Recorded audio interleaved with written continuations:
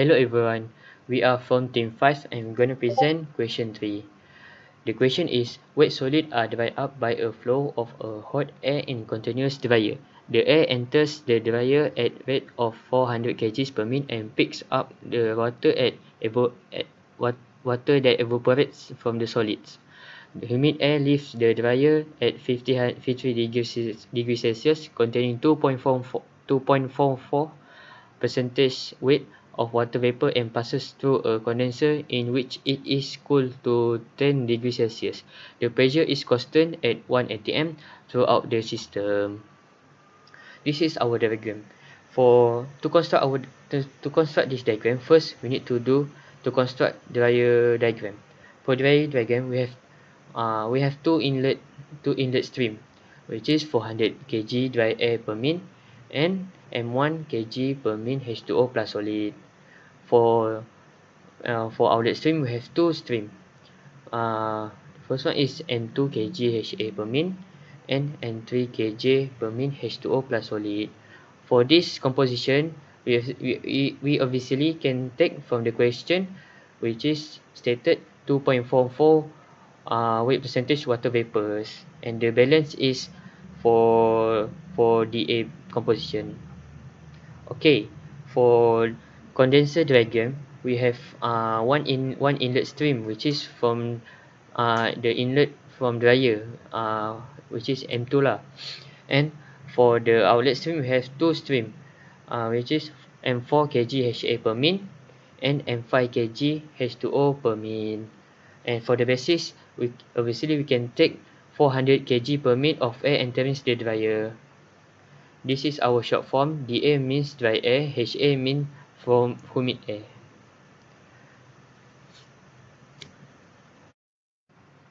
For the first question, which is A, at what rate kg per min is water evaporating in the dryer?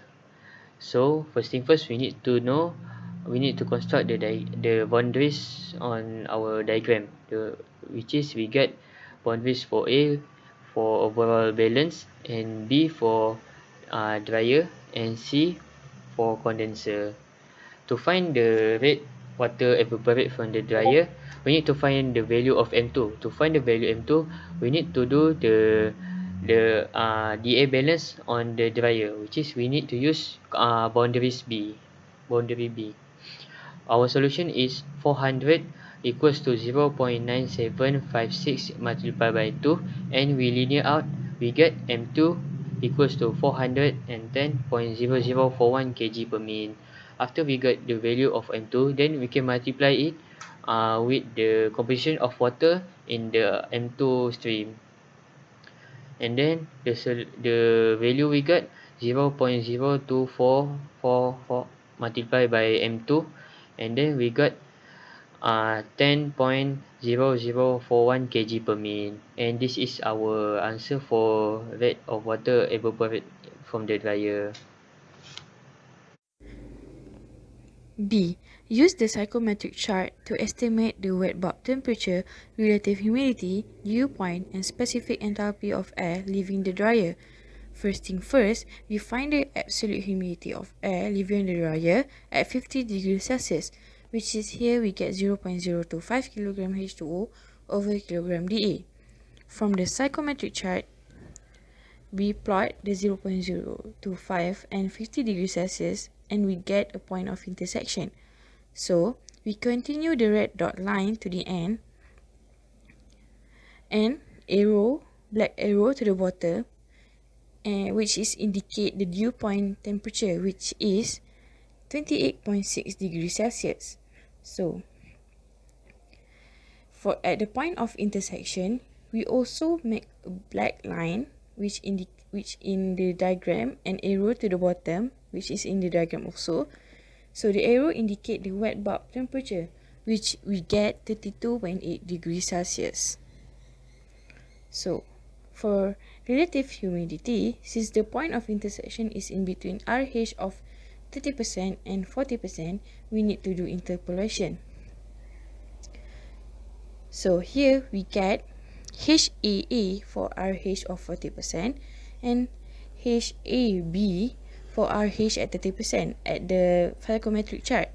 So we use these two information to find the relative humidity, which is here we get 31.6 degrees, 31.6%. Sorry. So next is for the enthalpy. So for the enthalpy, we must find the enthalpy deviation, since the point is in between the enthalpy deviation of negative 1.0 and negative 1.2. So we make a interpolation using these 2 points and 2 infos here, and we get the enthalpy deviation of negative 1.03. So as we can see at the psychometric chart, the straight black line which indicates the enthalpy at saturation. So using the value, we can get the specific enthalpy at 50 degrees Celsius plus with enthalpy deviation, which is 1.6.5 plus minus 1.03. So we get 114.97 kilojoule over kilogram dA. For question C, use the psychrometric chart to estimate the absolute humidity and specific enthalpy of the air leaving the condenser. So, the temperature of the air under the condenser is 50 degrees Celsius. Then it goes horizontally until it meets the 100% saturation curve, and it goes along the saturation curve until it reaches the 10 degrees Celsius, which is the temperature of the air that leaving the condenser. So now we need to find the absolute humidity at 10 degrees Celsius. First, we find the point of intersection between 10 degrees Celsius and 100% saturation curve. Then we go horizontally until it reaches the absolute humidity axis. Then we can get 0.0078 kg water per kg dry. Next, we find the specific enthalpy of the air leaving the condenser, which is at 10 degrees Celsius. So we plot a diagonal line until it crosses the specific enthalpy line. Then we will get 29.5 kg per kg dry air. And we don't have to add the enthalpy deviation because this process occurs at 100% saturation. Next, we proceed to the part D. Use the results of part B and C to calculate the rate of condensation of water kg per minute and the rate at which heat must be transferred from the condenser. Okay, in this part we focus on boundary C, which is the boundary of the condenser. First of all, we already find the absolute humidity at the outlet of condenser, which is at T equals to 10 degrees Celsius. So the HA is 0.0078 kg H2O per kg dry air.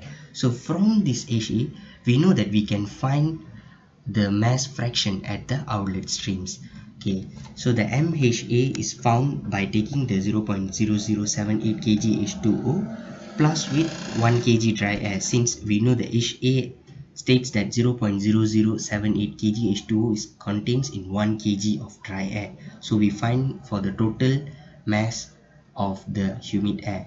So we have the total mass of humid air, and we know the component fraction of the H2O in the humid air, which is 0.0078 kg H2O. Then we divide it with the mass of humid air so that we can find Y1, which is 0.00774 kg H2O per kg humid air. Okay, as the next step, we can proceed with our mass balance. So starting with dry air balance in equals to out. So we solve for dry air balance. From dry air balance, we can find m.4, so which is 403.12 kg per min. Then we can proceed with our H2O balance in equals to out, and we can solve for m.5 mass flow rate at 5, which is the rate of water condensed from condenser, and the answer will be 6.925 kg H2O liquid. Okay, it's liquid since it's condensed, it's liquid per minute. Okay, approx the answer. Next part is they ask for the heat required to the heat released from the condenser. So as usual, we start off with energy balance for open system. This is the open system. Q plus W equals to delta H plus delta EP plus delta EK. We should state assumption as well. W equals to 0, delta EP equals to 0, delta EK equals to 0. W is 0 because there is no compression or expansion involved. WEP is 0 because no elevation is involved there, and EK is 0 since there is no motion. So we can derive it. We get Q equals to delta H. Okay, in this case we find mass of dry air. Okay, so we know the mass of dry air is 400 kg dry air per minute. Okay, the reason why we calculate mass of dry air is the enthalpy values we have found from the psychrometric chart in the previous parts has the unit kilojoule per kg dry air. So if we times them with the flow rate, mass flow rate of dry air, the kg dry air unit will be cancelled. Thus, we can get the final value in kilojoule per second. So mass of dry air we have an enthalpy at outlet of the condenser and inlet of the condenser as found from the previous parts, whereby the outlet is 29.5 kilojoule per kg dry air and the inlet is 114.97 kilojoule per kg dry air. Sorry for that, the unit here is supposed to be kg dry air. Okay, then we do unit conversion to change it into kilowatts, since the question asked the value of Q in kilowatt. Okay, the answer is negative 569.8 kilowatt. The last question, part E, if the dryer operates adiabatically, what can you conclude about the temperature of entering air? Briefly explain your reasoning and what additional information would you need to calculate this temperature. So the first answer, the conclusion about the temperature is the temperature of entering air will be higher than 50 degrees Celsius. Okay, if the dryer operates adiabatically. Why? Okay, if they mention that it's operate adiabatically, that means this is under adiabatic cooling topic. So the inlet air contains certain amount of heat, and this heat will be transferred to the wet solids. So all the heats from the inlet air transferred to the wet solids, and there is no heat at the gas liquid system boundary. Okay, this is explained here. So it required to evaporate the water in a wet solid would transform from the hot air and causing the temperature of the hot air to drop at the outlet. Okay. Next is, if it is an adiabatic process, heat is transferred from the air to wet solid, but no heat is transferred between gas liquid system and its surrounding. Okay, this is why it operates adiabatically. Okay, Q equals to 0 between the gas liquid system and the surrounding, because all the heats from the hot air is absorbed into the wet solids. Okay, so what we know from here is heat absorbed by the wet solid is actually heat released by the hot air. Okay, and the formulas are Cp delta T for solids and Cp delta T for air. How we can get this formula is, okay, imagine the process when the air release its heat to the wet solid. Okay, the air undergoes change in temperature at same state of aggregation and same pressure. Okay, the same goes to the solids. So this is basically a type 2 process, and from type 2 process we obtain these informations. Okay, and so the additional information we need to calculate T1 is heat capacity of wet solids, heat capacity of air, temperature change of the wet solid.